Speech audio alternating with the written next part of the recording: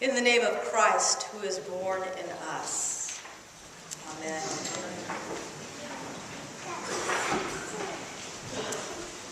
So here we are in the season of gift giving.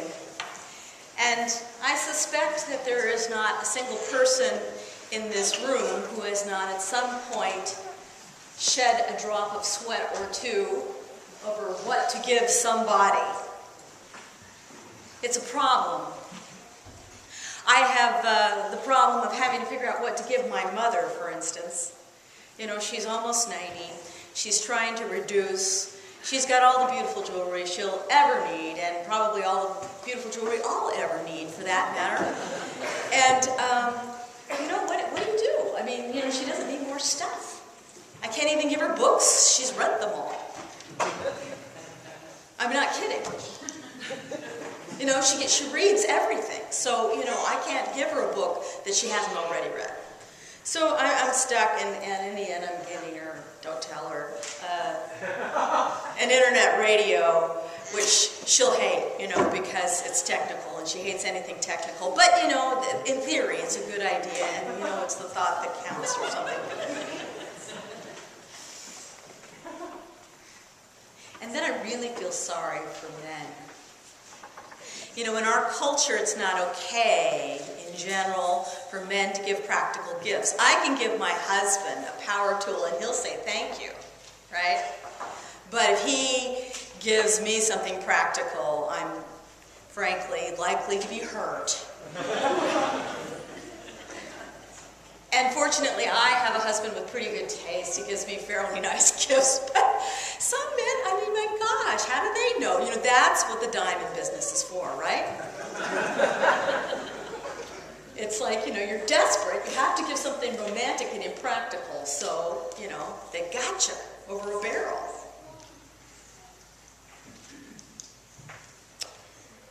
So here's David. What do you give? After all, not only to the God who has everything, but the God who made everything. David's story at this point, he's at this plateau. They've kicked out all the bad guys. The borders are secure. They're as large as the nation will ever be. Everything's pretty swell. He's had time to build himself a pretty nice palace. This guy who used to be a shepherd, right? He's living in a palace now. Things have just worked out pretty darn nicely for him, and he's comfortable and at ease, and he thinks, well, now, what should I do with my time? Oh, I know. God doesn't have anywhere to live. God's been living in this tent, you know? And that isn't right. I'm in this, you know, fabulous cedar palace. I should build a palace for God. I'll make God a temple. And the prophet Nathan, at first, is enthusiastic about the idea. Kind of like the internet radio, you know. That's God might like that.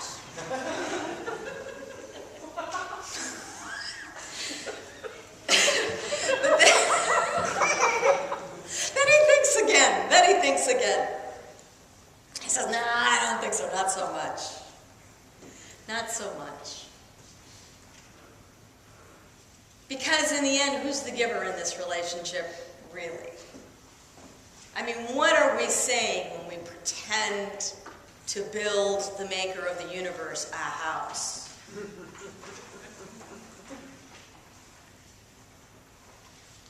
Who is this for, really?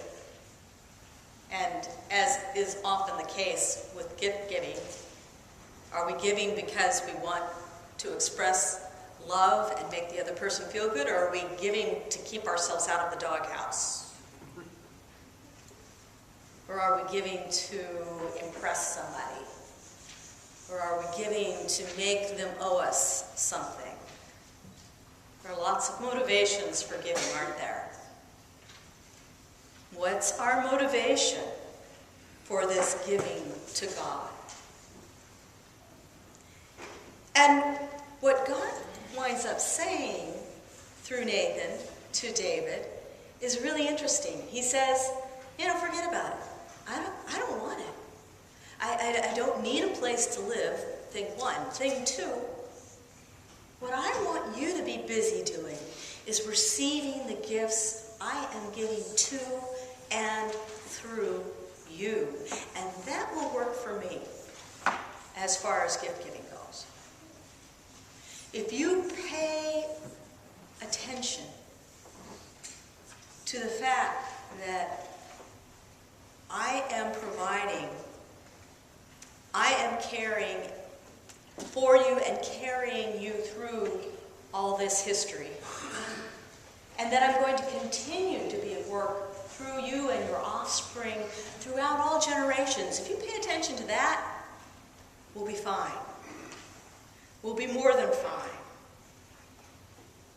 For really, the gift-giving thing is about relationship, isn't it? In the end, it is about acknowledging what the relationship is really about, what is really precious about the relationship. At the heart of it, at its best, that's what giving is about. And God says, just be present to that. Just be present to that. I said that my husband is a fairly tasteful gift giver, and I can think of several beautiful things he's given me. We've been married for 20-some years, and I can think of several beautiful things he's given me. I'm sure he's given me something beautiful, a couple of times a year, maybe 3 times. I've got birthday, anniversary, and Christmas. How many of those gifts do I remember? But what I give thanks for every single day is this man who is my partner, who cares for me when things go really badly, who puts up with me when I am really in the dumps, and is this fabulous father to our son, and I can just count on to be there when I go to bed at night and wake up in the morning. I mean, that is the gift. That is the gift. He is the gift. And yeah, I'd probably be ticked off if he forgot my birthday, but really, we are the gift to one another. And Mary, she's kind of the opposite of David. David's trying to think through, what can I give to God? And Mary's going, what can I give to God? I'm just Mary. I'm just this. I mean, she was somebody, let's be clear. That beautiful Magnificat that we've been singing the last few weeks is attributed to her. Those are the words of a pretty bold and deeply spiritual prophetess. Mary is no lightweight.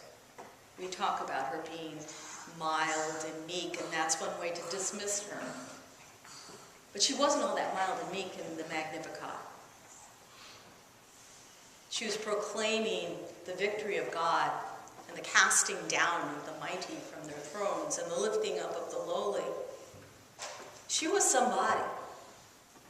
But she wasn't somebody who thought of herself as somebody. She was no king of Israel. And yet this angel comes to her and says, God's got this interesting plan. And you're right in the middle of it. And she says, really? He says, yeah, really. And God is going to make you a gift. You will be a gift through whom this life of God will come in a particular way in the birth of the Christ child. And so you and I are such gifts. We are such gifts to each other. When we offer ourselves with Mary's willingness and even with David's generosity,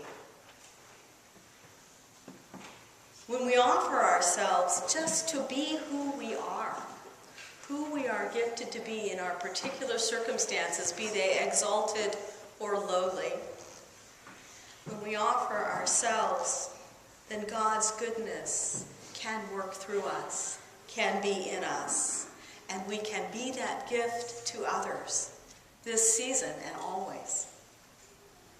Amen.